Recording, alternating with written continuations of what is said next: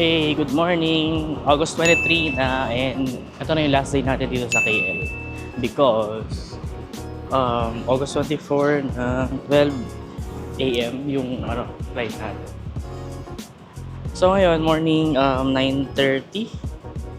Hanap na tayo ng makakainan or shopping kung meron pa. 15 kilos pa lang pala yung maleta ko. So may space pa. Mga 4 kilos. So, yan, naglalakad tayo from hotel. Baka pumunta ako sa Sungay-Wang Plaza. Kasi may nakita ko mura doon nung isang araw.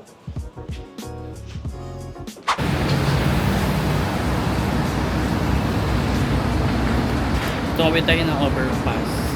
Napakasakit na ng paa ko. Ayan.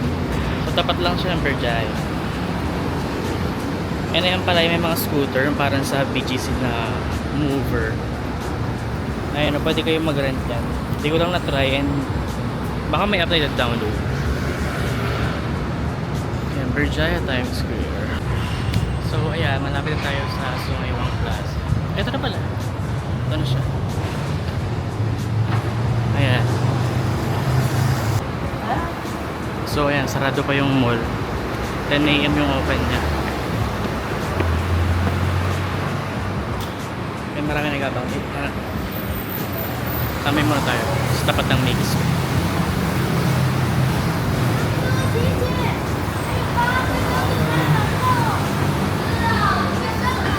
May ganyan ako kagabi, hindi ko na-video.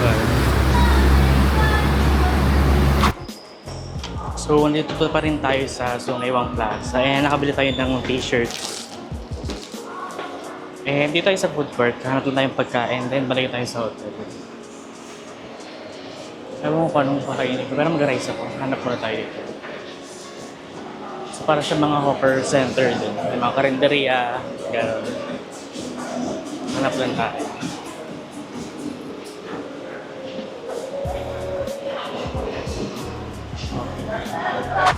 So, dito tayo kumain sa may ano. Ayan. Restaurant Sin Paliman. Parang Chinese restaurant siya.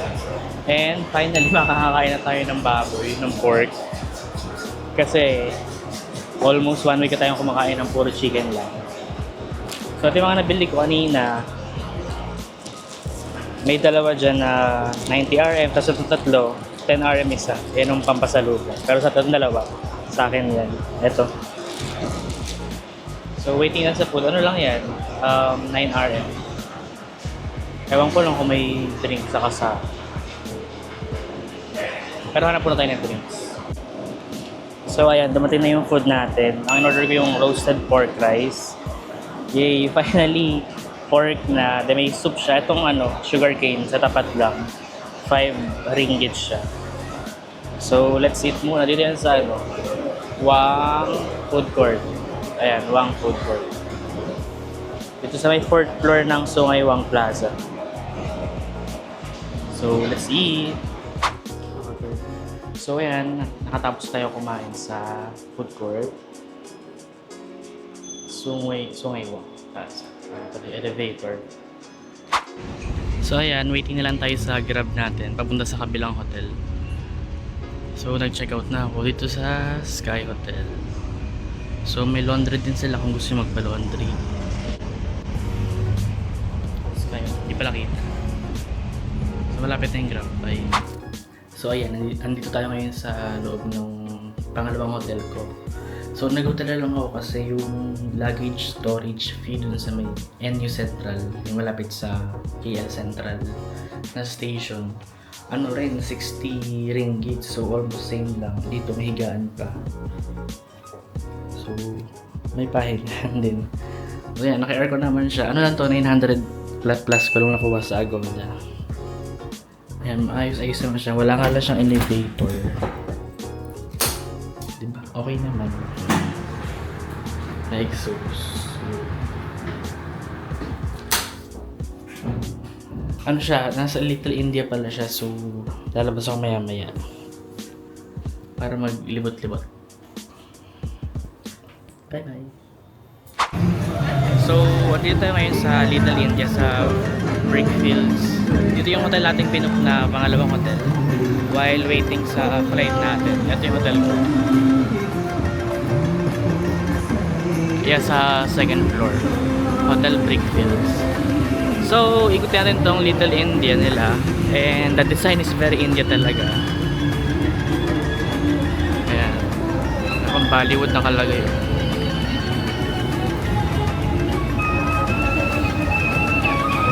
Sa mga art nila, yeah, very India. Mga music, very India.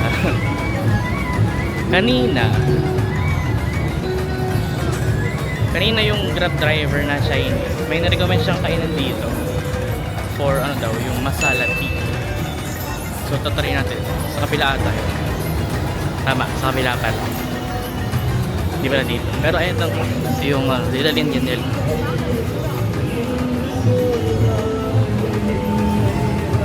So maikli lang siya. Hindi naman siya ganun kahaba.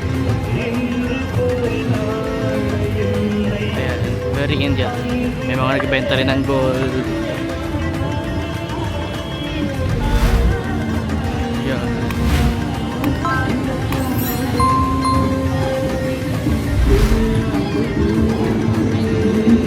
Nagbenta na silk.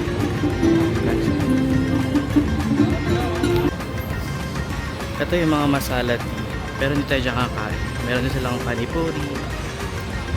Mga pangano talaga. May ini-interview dito. So makikita tayo. Photocall. Ayan. May ini-interview. Ewan ko kung vlogger yun o sa newscast. Doon sa kulay yellow na yun yung ano. Nare-recommend ng driver kanina. So puntahan natin sa bigdaan. Eto, may tawiran dito. So ito yung ano, yung sinasabi ng driver. Masarap daw yung masala tea and yung pops. So dun tayo sa loob, order tayo sa loob. Let's go. So dito tayo sa taas mo po. At i-order natin yung masala tea. Yun yung best seller nila. Saka yung puff, yung chicken puff and egg puff. Tig-isa lang. So waiting na lang sa magti-take na order. Medyo mainit lang dito. So ayan, dumating na yung food natin. Yung chicken puff, egg puff, and yung masala tea. So akala ko maliit lang kaya tig-isa binili ko. Ang dami pala. So try natin.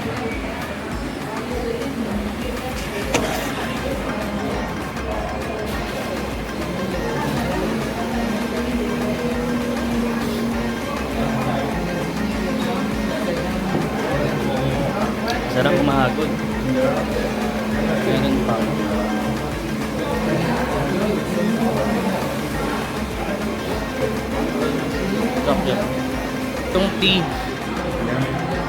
Itong tea humahagod sa lalamunan para medyo maanghang siya. Di ba siya anghang? May something anghang. Ito masarap yung chicken. Maya ko na-try itong egg. Kainin ko muna. Bye! Ayan, tinatry na natin ngayon yung egg puff. Masarap din naman siya, kaso mas masarap yung chicken. Meron pa siyang sili sa loob, so masala talaga. So na-try natin yung Indian food dun na puff and masala tea. Okay naman siya, pero hindi na uulit. Hindi siya pang ulit. Or hindi yan talaga pandila ko yung mga ganong pagkain nila. So yan, babalik tayo sa hotel. Ayun, Little India. Traffic talaga dito. Gagayak na rin ako. Papahinga muna ako sa hotel. Then, alis. So, nandito tayo ngayon sa KL Central. Sa KL Express. KLI Express. Yung sasakyan natin. Ito siya. So, ginamit ko lang yung QR code ko galing sa Klook. So, binili ko yung ticket sa Klook. Papunta sa airport from KL Central. So 8:20 pa yung next na train papuntang airport. So 8:05 pa lang, kaya so see you na lang sa airport. Bye. So eto na yung train. Pila na lang. Okay, malasa natin.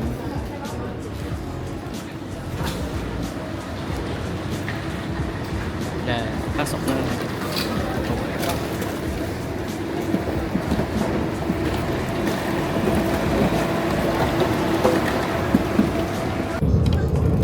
So, nakasakay na tayo papuntang airport sa KLIA Express.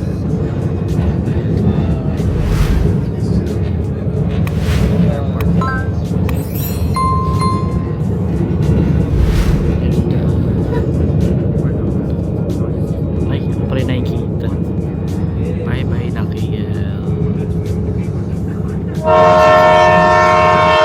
So, nandito na tayo sa KLIA Terminal 2 or Kuala Lumpur International Airport Terminal 2 para sa flight pabalik ng Manila. So, 12:55 pa naman yung flight ko, yung departure. So, hanapin muna natin kung saan. Yun yung sa atin. Ayun, 5J50. Ayun. Yung kulay yung nasa dito. So, check-in sa letter Y. Not sure kung open lang. Pero punta natin yung letter Y. W, X, Y. Ayun.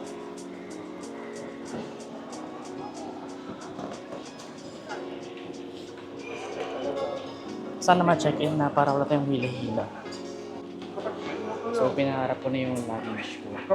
Kasi medyo puno-puno talaga siya, baka bumigay. 27 RM lang naman yung size mo para dun sa luggage ko.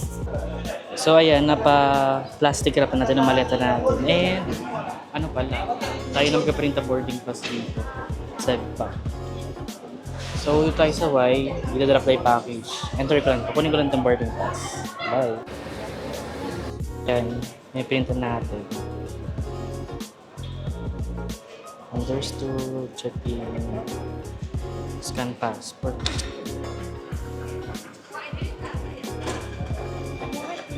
Ako na rin pala maglalagay ng sticker, ayan na siya. Okay, so okay na yun. Kabit na lang natin itong mga to. And, tila na tayo dyan. So ayun, yung boarding pass ko and passport. Nakapag-check-in package na rin ako. And doon tayo sa gate T7. Ito yun. So pasok tayo dyan para doon tayo maghintay sa loob. So international departure sa gate. So off ko muna yung camera kasi bawal dito. Immigration na pala to. Bye-bye. Ayun, nakapag-immigration and security check na tayo. So punta tayo sa P7. Diretso lang. So, pwede pa kayo mamili dito. Meron pa akong 140 ringgit. Gate P International Departures. Ay, buti may iwa ka dito. Goodbye na, KL, Malaysia. Babalik. Not now, but soon. I mean, not this year, but maybe next year. Sad.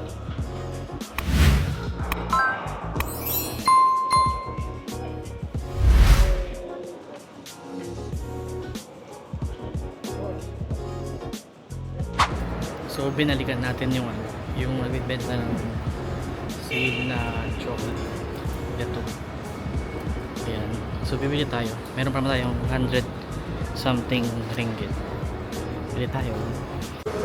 So, yung natira kong pera na 100 something ringgit. Pinambili ko ng chocolate pa. Ayan. So, naka 96 ringgit ako. Doon kasi naka-save.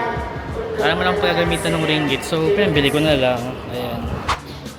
So, while waiting sa boarding gate, kasi ano pa lang, 11:15 and 12:10 pa yung boarding. Ayun yung boarding gate natin. Yung P7. Kumain muna tayo sa may yum. Ano siya? Ice cold Milo. And donut lang. Snacks lang muna tayo.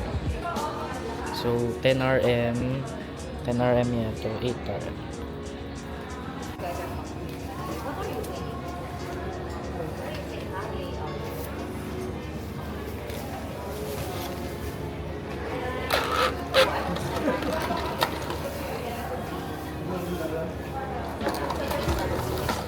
Milo. Ayan na. So, boarding na.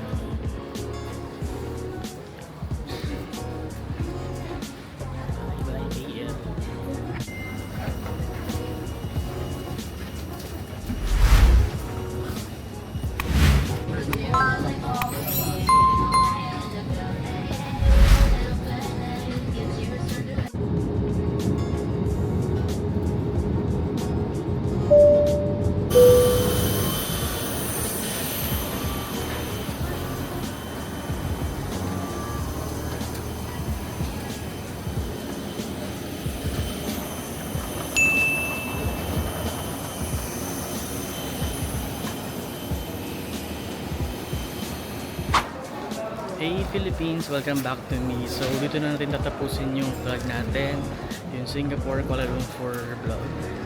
So mag-grab lang tayo papunta sa terminal ng bus. Yun! So see you on my next vlog guys. Bye!